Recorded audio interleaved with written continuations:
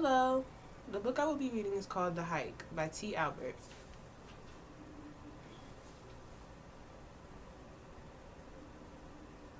Mandy was lucky as she and her mother lived with her grandparents, and she liked nothing better than to spend time with her grandfather. You see, he was always making something, and she enjoyed watching, learning, and sometimes even helping him finish whatever he was doing. Grandfather, what are you building in your workshop today? Mandy asked. She giggled as she said, It looks like you're playing with two long sticks. Well, Mandy, he said, I'm going to make two walking sticks with your help. One for you and one for me. Then I have a surprise. All right, Mandy shrieked. Where do I start? After some time, Mandy, with her grandfather's help, finished the walking sticks. There were two of the most beautiful walking sticks she had ever seen. With the bark removed, they were sanded, smoothed, and each had a funny-looking face carved in them. These are really nice, Mandy said, but just what do we do with them? Ah, that is the surprise, granddaughter, he replied. Tomorrow morning we are going on a hike in the woods, and these walking sticks will help make the hike easier. So now it's time to clean up and go to sleep so we are well rested for our hike. The next morning, Mandy did not need an alarm to wake her. She was up, dressed, and ready to go as the sun rose and the day began. She went to the kitchen and saw her grandfather was busy packing sandwiches, water, snacks, and other items into their backpacks. It looks like we are going to be hiking for a long time, Mandy said. It will be an all-day hike, he replied. I think we have everything, so grab your walking stick and let's go. What about breakfast, Mandy said. Oh, did I forget to mention that we are going to stop and have breakfast at a diner? He said with a smile. Their journey began. After a great breakfast and a long drive, they arrived at the base of a mountain and the beginning of the trail. This is beautiful, Mandy said. Just where are we hiking?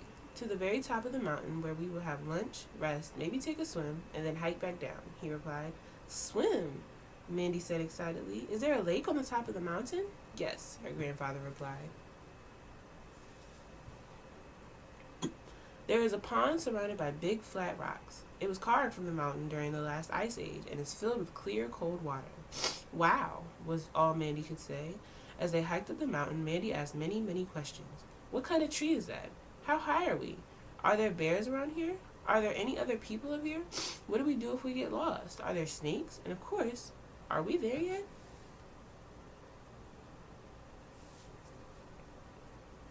Her grandfather answered all her questions the best he could and explained that they were in a very natural area. Not many people. All sorts of wildlife, even bears. He helped her understand and respect the natural beauty around them, particularly the animals. He taught her how to use a compass and the things to help them be safer while they hiked. Like before stepping over a log, put your walking stick on the other side to let any animal, like a snake, know you are there. Whistle a song and make some noise to let the bigger animals know you are in their area. In a soft voice, her grandfather said, Mandy, there are very few things to remember when you are hiking or anywhere for that matter. The earth is our mother. Take care of her. All life is sacred. Treat all life with respect. Take from the earth what is needed and nothing more. Enjoy your journey, but leave no tracks. As they hiked a little farther, the forest opened, and Mandy saw the pond surrounded by large flat rocks. They had arrived, and it was almost like being in a different world. Mandy picked a large rock that extended out into the water for them to rest on.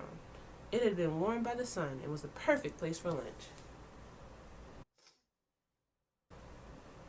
As her grandfather unpacked their food, she leaned over and wiggled her fingers in the cold water. Immediately, several small fish came by and nibbled at her fingers.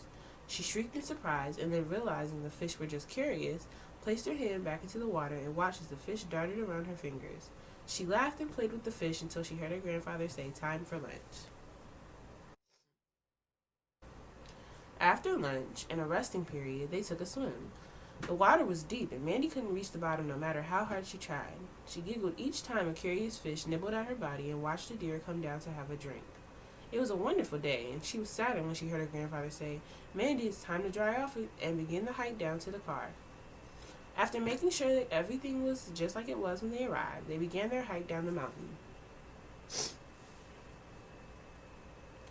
After a short time, Mandy asked, "Grandfather, can we take a different trail down the mountain?" "I don't see why not," he replied. After a short time, the trail began blending into the surrounding brush, and they disappeared. "I'm scared," Mandy said. "I think we are lost." "No, we're not lost," her grandfather said, "but we aren't on a trail, so we will have to continue hiking down the mountain in the direction of the car. Just enjoy the surroundings and being together on our first hiking adventure." As they continued down, Mandy said, "Grandfather, I have a problem at school and I don't know who to talk to." "Talk to me," he said. "I'd like to, but you are my grandfather and you may get angry because you are family and not, well, like a friend." Now Mandy's grandfather had to do some serious thinking. After all, she was right that as her grandfather he may get angry or his feelings hurt, but she needed a big person as a friend. "Mandy," he said in a serious tone, "if I were to promise that anything we talked about would stay between us, and that I would not get angry or talk to you as your grandfather, but rather as an old friend, would you talk with me?" "Is that a promise?" she asked. "Yes," he said softly, "and you know I have never broken a promise to you." She gave him a big hug and began to talk. Soon they were at the bottom of the mountain and packing the car. Before leaving, her grandfather thought for a minute and said, "Granddaughter, anytime you need me as your friend and not your grandfather, pick up your walking stick and ask to go on a hike. It'll be our secret code." This was the best day ever," Mandy said. "I was with my grandfather and my new best friend, and I have a talking/walking stick." The end.